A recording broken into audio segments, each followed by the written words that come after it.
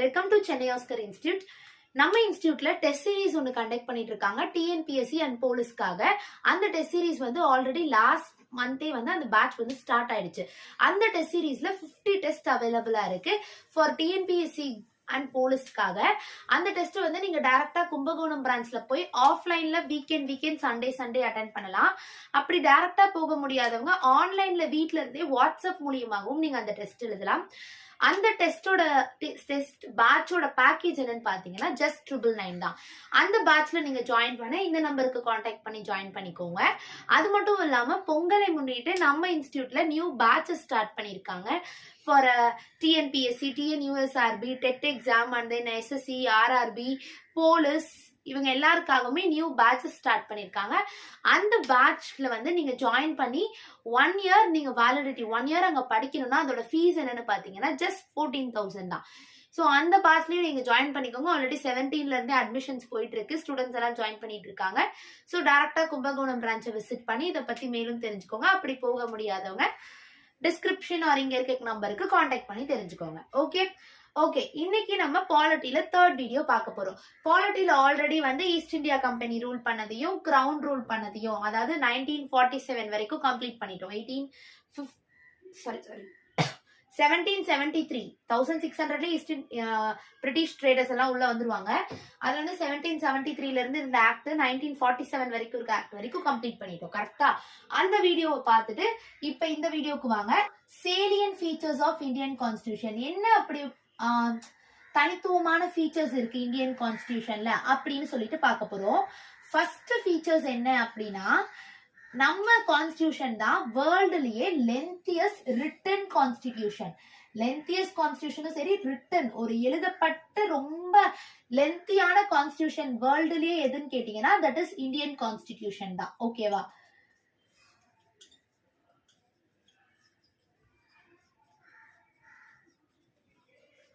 Okay, lengthiest written constitution Indian constitution தான். ஏன் லென்த்தியஸ்டா எழுதுனாங்க அப்படின்னா 4 ஃபேக்டர்ஸ் இருக்கு. ஒன்னு வந்து ஃபர்ஸ்ட் வந்து ஜியோகிராபிக்கல் ஃபேக்டர்ஸ். ஜியோகிராபிக்கல் ஃபேக்டர்ஸ்ல வந்து நம்ம இந்தியால நிறைய டெரிட்டரிஸ் இருக்கு, வாஸ்ட் நம்பர் ஆஃப் டெரிட்டரிஸ் இருக்கிறதுனால, ஸ்டேட்ஸ் இருக்கிறதுனால நிறைய டைவர்சிட்டி ஏற்படும் இல்லையா? கல்ச்சுரலா சரி, பயாலஜிக்கலா எல்லாமே நிறைய டைவர்சிட்டி ஏற்படும். சோ அதனால அதெல்லாம் பேஸ் பண்ணி ஜியோகிராபிக்கல் ஃபேக்டர்ஸ்க்காக ரீசன், இதெல்லாம் 4 ரீசன்ஸ் இருக்கு. அதனாலதான் இதை லென்த்தியஸ்டா எழுதிருக்காங்க கான்ஸ்டிடியூஷன். அடுத்து செகண்ட் ரீசன் என்னன்னு பாத்தீங்கன்னா ஹிஸ்டாரிக்கல் ஃபேக்டர்ஸ். அதாவது 1935 கவர்மெண்ட் ஆஃப் இந்தியா ஆக்ட் படிச்சோம் கரெக்டா? அந்த ஆக்ட் படி நிறைய பல்கி டாக்குமெண்ட்ஸ் எல்லாம் வச்சு கான்ஸ்டிடியூஷன் ஃப்ரேம் பண்ணிருப்பாங்க. சோ அதனால ஹிஸ்டாரிக்கல் ஃபேக்டர்ஸ் ஆகவும் இது ரொம்ப லென்த்தியானது. அது மட்டும் இல்லாம காம்போசிஷன் ஆஃப் கான்ஸ்டிடியூயன்ட் அசம்பிளி, அதாவது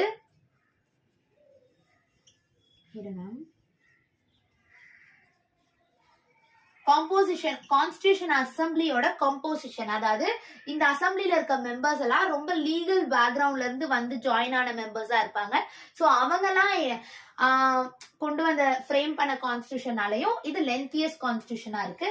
அடுத்தது லாஸ்ட் ஒன் வந்து என்னன்னா சிங்கிள் கான்ஸ்டிடியூஷன். இதுதான், அதாவது என்டையர் கண்ட்ரி இந்தியாவுக்குமே இந்த ஒரே கான்ஸ்டிடியூஷன் தான், எல்லாருக்குமே ஒரே லா தான், ஈக்குவல் லா தான். அதனால இது லென்த்தியஸ்டா இருக்கு. Okay, 4 reasons for lengthiest written constitution தான் சேலியன் ஃபீச்சர்ஸ்ல ஃபர்ஸ்ட். அதுல reason for lengthiest written constitution reason என்னன்னா geographical factor, historical factor, composition of constituent assembly and single constitution. இப்போ என்ன பார்க்க போறோம்னா சோர்சஸ் ஆஃப் கான்ஸ்டிடியூஷன் பார்க்கலாம். சேலியன் ஃபீச்சர்ஸ்ல ஃபர்ஸ்ட் என்ன பார்த்தோம்? லென்த்தியஸ்ட் ரிட்டன் கான்ஸ்டிடியூஷன் பார்த்தோம். சோர்சஸ் ஆஃப் கான்ஸ்டிடியூஷன், அதாவது நம்ம இந்தியன் கான்ஸ்டிடியூஷன் வேற கண்ட்ரில இருந்து நிறைய இதை எடுத்து ஒரு ஃப்ரேம் பண்ணதுதான் இந்தியன் கான்ஸ்டிடியூஷன். ஓகேவா? நிறைய கண்ட்ரில இருந்து சோர்சஸா எடுத்துதான் ஃப்ரேம் பண்ணிருப்பாங்க. அதுல ஒவ்வொரு கண்ட்ரில இருந்து என்னென்னலாம் எடுத்திருக்காங்க அப்படின்னு நம்ம சோர்ஸ் ஆஃப் இந்தியன் கான்ஸ்டிடியூஷன்ல ஒவ்வொரு கண்ட்ரி வச்சும் பிளஸ் அதுக்கு ட்ரிக்ஸ் வச்சு கூட நம்ம படிக்க போறோம். ஓகேவா? ஃபர்ஸ்ட் என்ன கண்ட்ரி பார்க்க போறோம்னா ஆஸ்திரேலியா. ஆஸ்திரேலியால இருந்து என்னென்னலாம் எடுத்திருக்காங்க அப்படின்னா concurrent list, joint sitting, trade and commerce.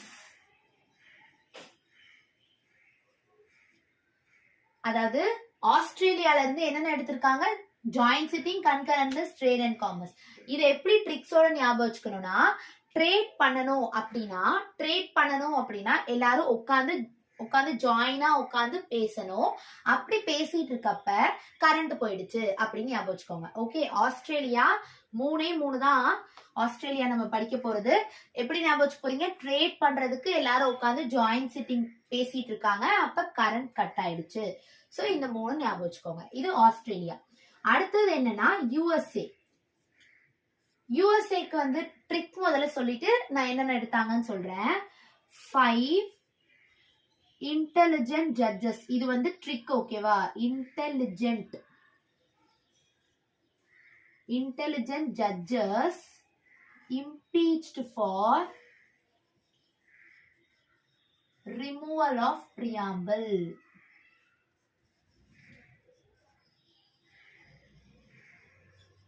Okay, 5 intelligent judges. இது வந்து trick யுஎஸ்ஏக்கு. 5 intelligent judges impeached for removal of preamble. அதாவது 5 இன்டெலிஜென்ட்க்கு வந்து 5ல வந்து ஃபண்டமெண்டல் ரைட்ஸ் யுஎஸ்ஏல இருந்து தான் எடுத்தாங்க.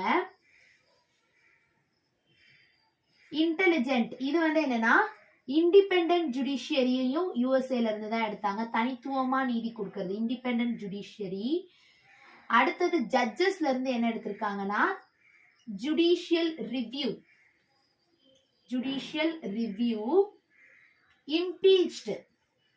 இம்பீச்மெண்ட்.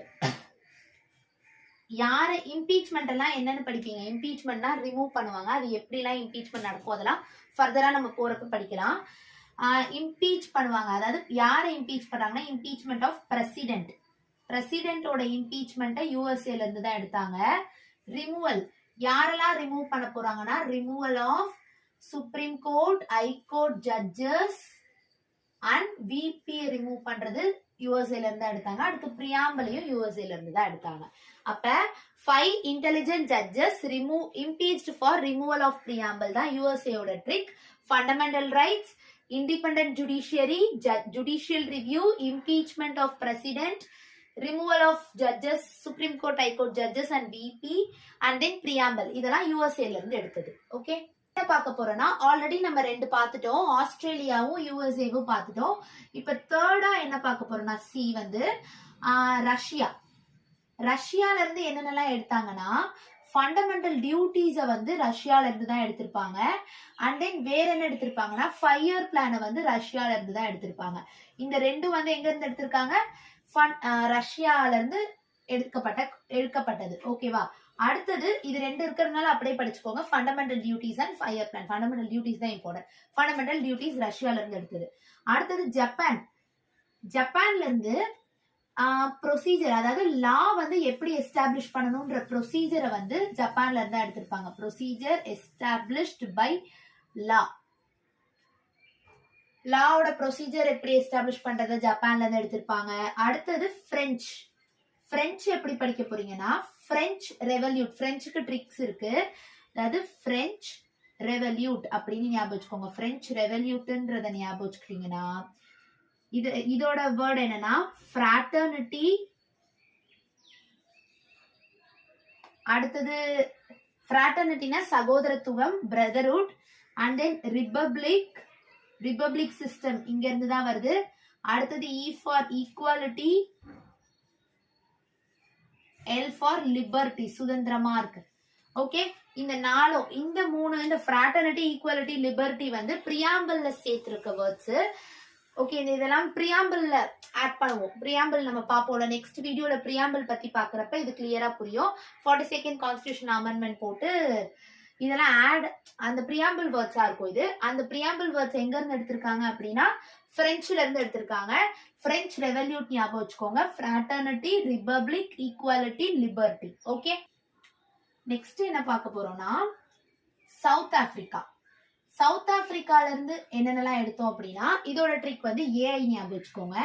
ஏஐ வந்து ஏ ஃபார் அமெண்ட்மெண்ட். கான்ஸ்டிடியூஷன்ல அமெண்ட் பண்றாங்கல்ல, நிறைய கான்ஸ்டிடியூஷனை இப்ப நிறைய ஆர்டிகல் அமெண்ட் பண்றாங்கல்ல, அந்த அமெண்ட்மெண்ட் ஆஃப் த கான்ஸ்டிடியூஷனை சவுத் ஆப்பிரிக்கால இருந்து எடுத்ததுதான். I for indirect election.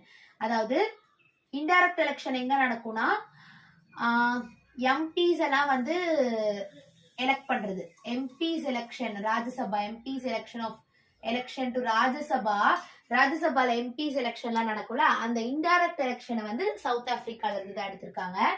அடுத்தது அயர்லாந்து. அயர்லாந்துக்கு ட்ரிக் என்னன்னா இது வந்து trick direct nomination method. Okay, direct nomination method. Direct இதுல இருந்து டிபிஎஸ்பி எடுத்திருப்பாங்க. அயர்லாந்துல இருந்து directive principle of state policy. Nomination என்னன்னா nomination of MPs to Rajya Sabha. அதாவது சவுத் ஆப்பிரிக்கால இன்டைரக்ட் எலெக்ஷன் ஆஃப் ராஜ்யசபால எம்பிஸ் எலெக்ஷனை பத்தி சொல்றது சவுத் ஆப்பிரிக்கால இருந்து எடுத்தது. Nomination of MPs to Rajya Sabha பத்தி சொல்றது அயர்லாந்துல இருந்து எடுத்தது. ஓகேவா? மெத்தட் என்னன்னா மெத்தட் ஆஃப் எலெக்ஷன் ஆஃப் பிரசிடென்டோட எலெக்ஷன் எப்படி இருக்கும் அந்த மெத்தட சொல்றது அயர்லாந்துல இருந்து தான் எடுத்திருக்காங்க. ஓகே, சவுத் ஆப்பிரிக்காவுக்கு வந்து AI amendment of the constitution indirect election, அதாவது ராஜ்யசபாக்கு எம்பி எலெக்ஷன் நடக்கிறத பத்தி சொல்றது. அயர்லாந்து என்னன்னா direct nomination method, DPSP nomination of MPs to Rajya Sabha, method of election of president. இப்ப என்ன பார்க்க போறோம்னா ஜெர்மனில இருந்து என்ன எடுத்திருப்பாங்கன்னா suspension of fundamental rights during emergency பீரியட்ல ஃபண்டமெண்டல் ரைட்ஸ் சஸ்பெண்ட் பண்ணிடுவாங்க. ஓகேவா? அதாவது இதை எப்படி ஞாபகம் வச்சுக்கீங்கன்னா ஜெர்மனினாலே ஹிட்லர் ஞாபகம் வந்துருவார்ல, ஹிட்லர்னாலே எமர்ஜென்சி ஞாபகம் வந்துடும். எமர்ஜென்சி இருந்தாலே என்ன ஆகும், ஃபண்டமெண்டல் ரைட்ஸ் வந்து சஸ்பெண்ட் ஆயிடும். Okay, Germany, Hitler, emergency, so suspension of fundamental rights. இது ஜெர்மனி. அண்ட் தென் பிரிட்டன்ல வந்து ட்ரிக் என்ன, ப்ளீஸ் ரிமெம்பர் ட்ரிக் இது வந்து please remember lil Surya can't write. அதாவது please remember lil Surya can't write, இதுதான் trick.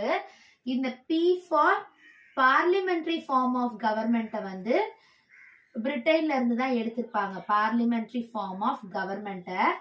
And then R for rule of லாவோட rules வந்து இங்க இருந்து தான் எடுத்திருப்பாங்க. L for law making process, law make பண்ற ப்ராசஸ் இங்க இருந்து தான் எடுத்திருப்பாங்க. S for single citizenship. Okay, single சிட்டிசன்ஷிப்பையும் இங்க இருந்து தான் எடுத்திருக்காங்க. அடுத்தது காண்ட் ரைட் இல்லையா, C for comptroller auditor general, comptroller and auditor general CAG பத்தி பார்ப்போம்ல, அந்த சிஏஜி இங்க இருந்து எடுத்திருக்காங்க.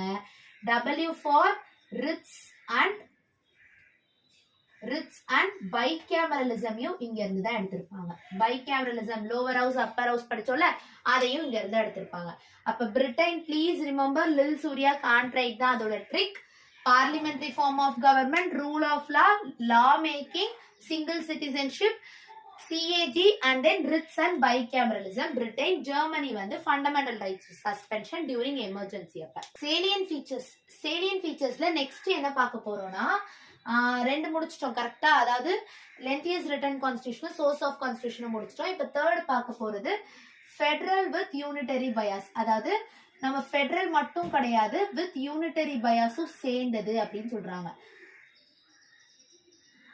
ஃபெடரல்னா என்ன, யூனிட்டரி பயாஸ்னா என்னன்னு இந்த டிஃபரன்ஸ் பாத்துக்கோங்க. ஃபெடரல்னா இங்க வந்து ஸ்டேட் அண்ட் சென்ட்ரல் ரெண்டு பேரும் சேர்ந்து ரூல் பண்றது, அதாவது ரெண்டு பேருக்குமே பவர் இருக்கும், டூ கவர்மெண்ட் இருக்கும், ஸ்டேட் அண்ட் சென்ட்ரல் கவர்மெண்ட்னு இருக்கும்.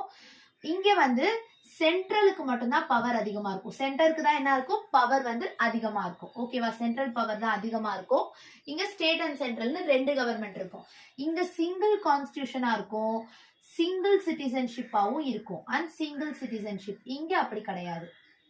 ஓகே, சிங்கிள் சிட்டிசன்ஷிப்பா இருக்கும். இங்க வந்து பைகேமரலிசம் ஃபாலோ பண்ணுவாங்க. அங்க என்ன பண்ணுவாங்க, இன்டகிரேட்டட் ஜுடிஷியரி, எல்லாரும் சேர்ந்து ஒரே முடிவு எடுத்துருவாங்க. அவ்வளவுதான், ஒண்ணுதான். லோவர் ஹவுஸ் அப்பர் ஹவுஸ் அப்படியெல்லாம் கிடையாது.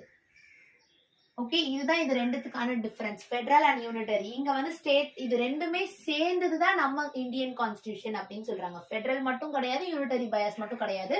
ஸ்டேட் அண்ட் சென்ட்ரல் ரெண்டும் சேர்ந்து federal with unitary bias follow பண்றது இன்னொரு தேர்ட் ஃபீச்சர்ஸ் ஆஃப் இந்தியன் கான்ஸ்டிடியூஷனா இருக்கு. பார்லிமெண்டரி ஃபார்ம் ஆஃப் கவர்மெண்ட் தான் பார்க்க போறோம். பார்லிமெண்டரி ஃபார்ம் ஆஃப் கவர்மெண்ட், அதாவது பார்லிமெண்டரி ஃபார்ம் கவர்மெண்ட்னா 2 ஹவுஸ் இருக்கும், லோவர் ஹவுஸ் அப்பர் ஹவுஸ். இந்த ஃபார்ம்ல தான் கவர்மெண்ட் இருக்கு. ராஜ்யசபா, லோக்சபா, ராஜ்யசபான்னு 2 இருக்கும். அந்த பார்லிமெண்டரி ஃபார்ம்ல வந்து மெஜாரிட்டி பார்ட்டி தான் வந்து லோக்சபால ரூல் பண்ணுவாங்க. மெஜாரிட்டி பார்ட்டி ரூல் தான் அங்க இருக்கும். அடுத்தது மெஜாரிட்டி பார்ட்டியோட ரூல் தானே இருக்கும். அடுத்தது இங்க லோக்சபால கவுன்சில் ஆஃப் மினிஸ்டர்ஸ் இருப்பாங்க, கரெக்டா? அந்த கவுன்சில் ஆஃப் மினிஸ்டர்ஸ் தான் வந்து கலெக்டிவ்லி இந்த பார்லிமெண்டோட ரெஸ்பான்சிபிளாவே இருப்பாங்க. லோக்சபாவோட, எஸ்பெஷலி லோக்சபாவோட கவுன்சில் ஆஃப் மினிஸ்டர்ஸ் தான் கலெக்டிவ்